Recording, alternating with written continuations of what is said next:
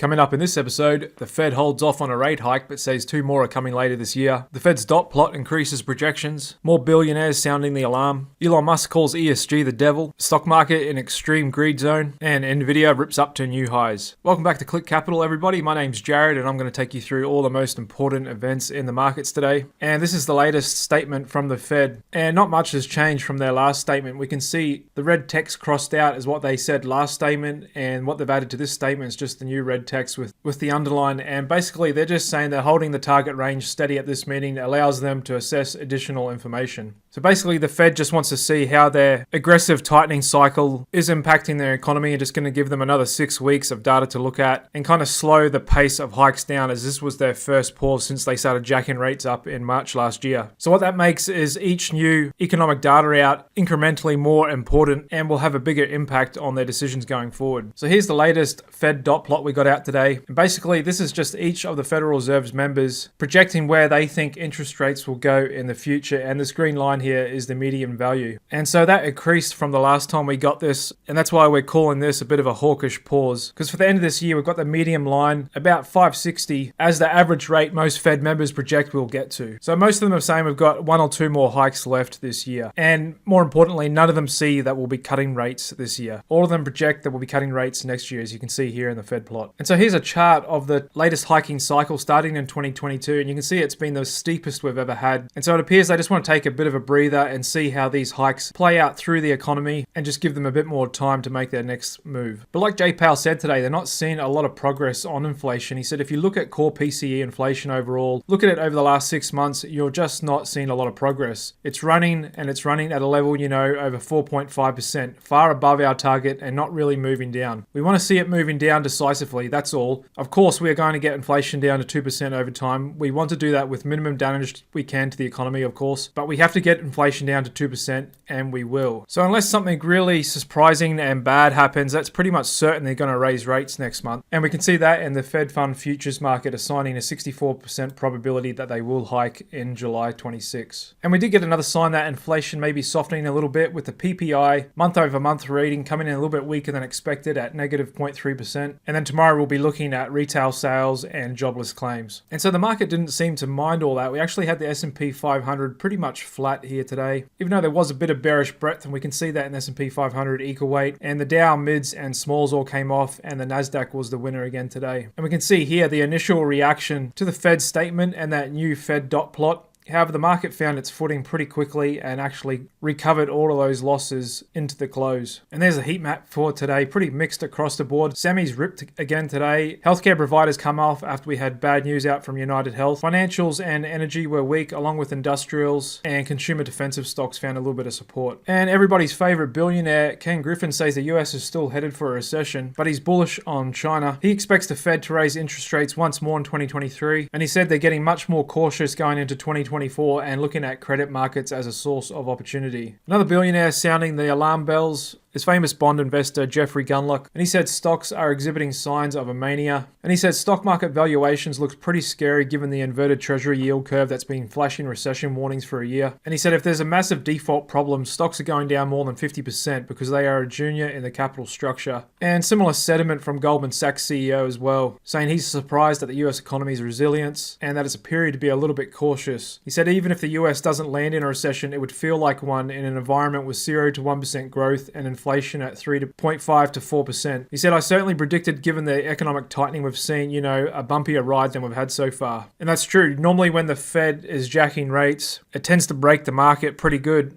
And considering they've jacked rates more aggressive than they've ever done, it looked like they did break the system with the banking crisis. But then this AI craze has just come over and overridden everything else. Elon Musk says ESG is the devil, with tobacco firms trouncing Tesla and social responsibility ratings. So basically ESG is a framework in which they score public companies based on environmental, social and governance. And I agree with Elon, it is a bit of a joke. You'll see a lot of companies like tobacco and oil and gas companies rank higher than a lot of clean energy companies and ones that just simply have a lower carbon footprint and are way less detrimental to human health. And that's because, of course, ESG is politically and corporate sponsored. Stock market's still very excited by the prospect of future growth, and we can see that in the Fear and Greed Index ticking up again today to 81. And here's a 2-year chart of the Fear and Greed Index with the SP500 in the orange line here. You can see we're really elevated up here at 81. The last time we were at that level was in early February when the market made a bit of a swing high. Then prior to that was the start of December when we made a bit of a swing high. And typically every time the Fear and Greed goes above 60, the market will be close to making a swing high, and we can see that time and time again. Another busy day in the options market with 44.5 million contracts traded, 55% calls, and we've still got the notional value traded in Nvidia above that of the SPY and the Qs. So super busy activity in Nvidia and Tesla as well. Dark pool traders look to be losing interest again with the DIX decreasing today. And once again, corporate insiders selling stock outnumbering purchases more than 3 to 1. Okay, so back to the charts.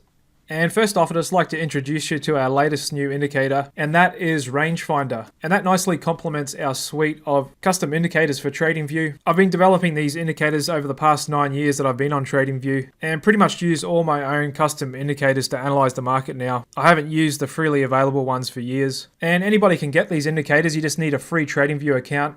Then just head over to our website, clickcapital.io. And if you wait for the pop-up, you can actually get our trend candles indicator for free. All you got to do is enter in your email address and TradingView username. And if you want, you can get all of our indicators for a one-time price of $297. And that includes all our latest new indicators, which will be up on the website next week. So currently we've got 13 there, and that's going to be 20 total indicators as of next week. And so Rangefinder is one of those new indicators. And basically it's an overbought, oversold indicator. And it's different from typical ones like the RSI, which only oscillates between 0 and 100. This indicator adapts to each asset and typically oscillates between positive 15, minus 15. And what's different about it is the oversold, overbought levels will adjust to that asset and change over time. And so you can see here on the S&P 500, we've got a reading of 15 on the rangefinder, which is a little elevated for the S&P 500. And once again, just another indicator telling us that we are pretty overbought on the index here. But if you look at this price action in the Qs here today, finishing again near their highs, and it looks like these overbought levels are holding. It looks like we're going into a bit of a melt-up pattern on the Qs here, which could turn into a bit of a blow-off top. And it looks like this short-term sentiment is starting to overwhelm the news and data out there, because typically when the Fed comes out a bit more hawkish than expected, like they did today with their new Fed dot plot, that would affect tech stocks. However, they don't seem to care, and it looks like the momentum just continues to build. And that's because of the AI hype, and we can see that in the bots ETF. That's just continuing to run into a bit of a parabolic move here. Same with the semis as they continue to run up. However, looking at the weekly chart on the semis, we are coming into this resistance zone where they topped out back in late 21. And like I've been saying for the last couple of days, it looks like Nvidia is going to pop and run up again. And that's exactly what it's done here today, finishing at its highs at $4.30 a share on big volume again, 73 million shares traded. And once again, insiders are taking advantage of that. We just got news out yesterday. Another director on the Nvidia board sold a huge $48 million worth of stock at $4.03 a share. And now since Nvidia has released earnings, we've had insiders sell over $110 million worth of stock. And I expect the higher we run, the more sales we get. And I expect CEO Jensen Huang to come in with a big sale too soon. He'll probably offload more than $100 worth of stock in these coming days and weeks. And just looking at dark pool data as well, dark pool traders have their largest net short position in Nvidia, as they have done for the last couple of years, now to the tune of $23.1 billion.